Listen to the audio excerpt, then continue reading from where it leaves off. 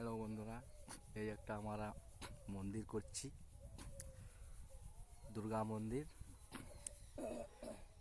এই দেখুন কাজটা ঠিক হচ্ছে কি না হচ্ছে।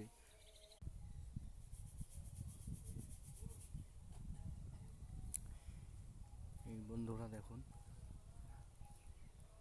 মন্দিরে কাজ চলছে এখন, দুর্গা মন্দির আমাদের গ্রামের পাশেই একটা।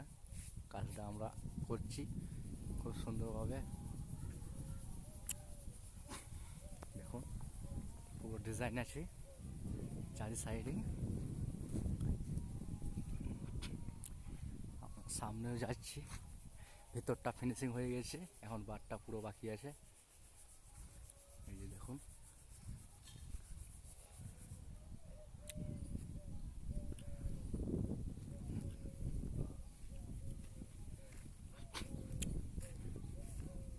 মাচা হচ্ছে।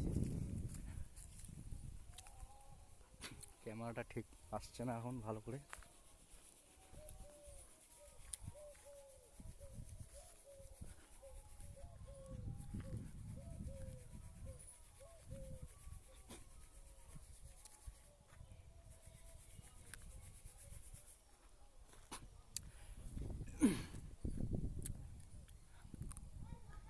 ভিতরটা ফিনিশিং হয়ে গেছে অলরেডি,